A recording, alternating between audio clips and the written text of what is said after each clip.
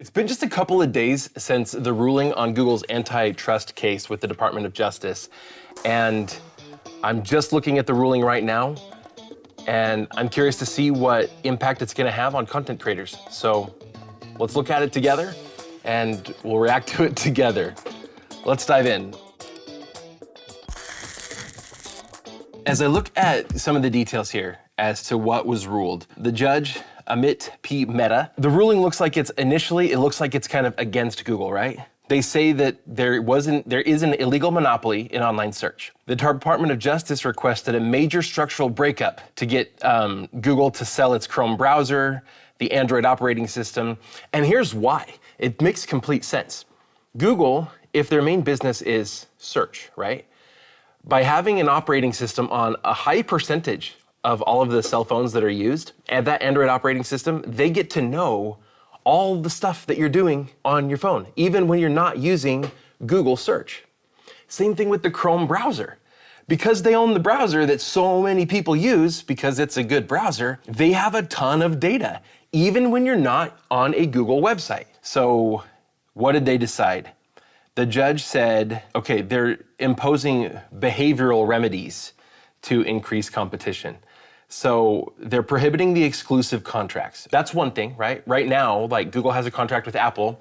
When you use Safari on an Apple device, the default search engine is Google, right? In fact, it's a default search engine for a lot of things because of these contracts that Google has. So it's prohibiting those to try to make it so people are maybe less likely to just default to Google. Oh, this is interesting. They're requiring Google to share search engine or search index and user action data with qualified competitors and potential competitors. Okay, so all this data that Google's generating, or at least some of it, whatever the courts decide, they're gonna have to start sharing with competitors and potential competitors. That's an opportunity, okay? We're gonna come back to how this is probably all gonna impact us as content creators, as well as users of internet search, right? They're ordering Google to offer search and search text ad syndication services. Okay, so ads from Google, search text ads and search-based ads, all those ads where people essentially sponsor their web page to show up for certain keywords, right? They're requiring Google to offer like a syndication so that I guess across other search engines, those same pages will be able to show up. I don't know exactly how that's gonna work. I'd have to dig into the details of that. And then having an oversight mechanisms like an oversight committee to monitor compliance with these things. Okay, so no breakup. There's no breakup. Google gets to continue to own Chrome. They get to continue to own Android. That was declined. So in the end here, this kind of seems like a slap on the wrist, as well as maybe opening the door for more competition. Part of me is okay with that from the standpoint of like, Google created Chrome and made it a really good browser. Why should they have to sell it? Now I get it, monopoly, that's why they should have to sell it, right? Google created Android and made it a really good operating system for phones. Why should they have to sell it? Well, because of monopoly, but they created it. So I see both sides of this, but as we know as content creators, Google having a monopoly over search puts way too much power in their court. We know over the last couple of years as content creators, like we have lost significant traffic. Why? Well, a couple of things. First of all, ChatGPT went just mainstream, right? People start using it. So content starts getting published like instantly. We start getting like mass amounts of kind of crappy content being published that's not been vetted, that's just being spit out by AI, right? And so then what does Google have to do as a result of that? Google has to start looking at other things other than just like the traditional SEO the traditional SEO metrics that they've looked at, especially like the contextual metrics. That stuff didn't work anymore because what do? You get your custom GPT to SEO optimize the content no matter how inaccurate it is. So then Google has to start looking a lot more at some of those EEAT metrics and just overall trustworthiness of a website and then of the author that wrote the article and all of those things.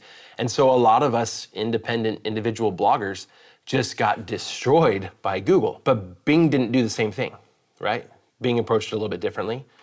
My rankings on Bing are still a lot better than they were on Google, right? Post all of this stuff. And same thing with other search engines, DuckDuckGo. And so what does this do? Well, it looks like by forcing Google to share information, to share this search index information and the user interaction data, all this data with how people interact with the content, sharing that data with all these other search engines and even potential competitors to Google, like new search engines that can come out, that's powerful. That's going to give other search engines an opportunity to not be so far behind Google just in how they perform. So I think we're going to see other search engines get better faster, which I think is a good thing. The other thing is, by removing these exclusive contracts, which was one of the things, it's likely that we'll see at least a little bit of shift, because right now people default to Google in part because it's Google. But one of the biggest reasons is not just that Google is such a great search engine, but it's also because it's just a default. Google Chrome's a good browser. A lot of us use it. It might not come standard on your computer, but when you open Microsoft Edge and realize it sucks and then decide to get Chrome, now you've got Google as your default browser. Well, again, if these other search engines and hopefully internet browsers are getting better, then people aren't going to necessarily choose Google and go out of their way to pick Google. And if it's not the default, like when you open up an Android phone or when you open up an iPhone and it's the default for everything, people are gonna they're gonna have more of a choice up front. You're gonna pick what default search engine do you want to use, instead of like in the setup of your iPhone, it's like Google, it's just Google. So I think we're gonna see other search engines start to be used more. I don't think we're gonna see a huge shift in search traffic, especially not in the immediate term. So let's talk, what does this mean? Well, in the short term, I think it means basically nothing, because all that's happened is Google can't make these exclusive contracts anymore. Also, other search engines are gonna get better data, so they're gonna be able to improve faster. In the immediate term, that means nothing. But over time, we should see other search engines get better a lot faster. And so we might decide, oh yeah, this other search engine is as good as Google, but different, and I like different things about it. Like this one over here, that's privacy-centric, more like DuckDuckGo, but that's also as good as Google in terms of its search capabilities. So I think over time this could help, but I'm not optimistic for an immediate term or a very short-term change, and we'll see. We'll just see what happens. If it doesn't change, the ruling says that the DOJ might end up, or it's not in the ruling, but the DOJ has said they're gonna appeal this if these remedies are ineffective. So if Google still ends up maintaining like a 90-ish% market share on all search, then the DOJ is gonna come back and say that wasn't enough.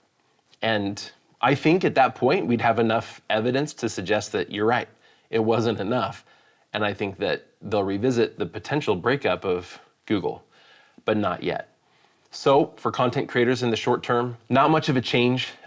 Google still has the power. So what we're gonna see is just as the Google algorithm changes and as you improve your EEAT and your outreach and participate in your industry and do all the things we've talked about on this channel for the last couple of years, you can use your blog content and that's gonna continue to be a support to your business. But I would say don't count on just being a blogger making passive income from ads.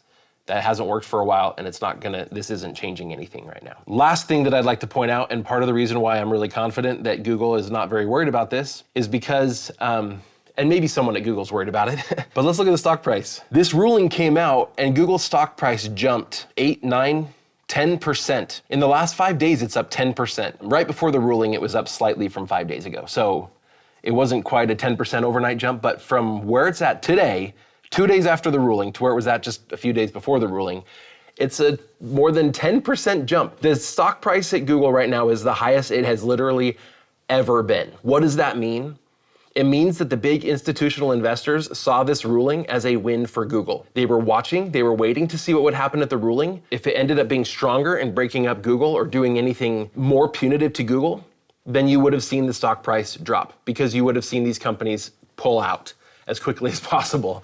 And not just these companies, but these big institutional investors. They would have started decreasing their share in Google. Instead, the ruling came out, and all of these people who have been watching this like hawks, waiting to see what would happen to Google's stock price, these financial analysts whose job it is to track Google, saw the ruling and immediately started picking up more shares, and that drove the stock price up. That means that this really financially, at least in the short term, this is a win for Google. We're not gonna see anything change, not anytime soon. But I'm hopeful that over time, we may start to see other search engines start to pick up a little bit. And when that happens, it'll help at least diversify our risk so that no one search engine is driving the vast majority of the traffic for our websites. But again, that's why we stopped focusing on Google a couple years ago. That's why we're so focused on using social media, participating in your industry, getting interviewed on podcasts, creating video content on YouTube, which I know, same parent company, but a completely different algorithm and run by completely different people. And so diversify your risk and participate the best you can and in your industry, and that's going to do a lot more for you than sitting, waiting, hoping that the Department of Justice eventually wins out over Google and manages to break search up so that people start using other search engines. So that's what happened. A whole lot of waiting and a whole lot to see what would happen, and in the end, very little changes. I think that's a pretty common thing for the most part. So don't put your trust and don't put your faith in government to fix your problems. Go fix them yourself. Thanks for joining me today here on Income School. We'll see you all soon.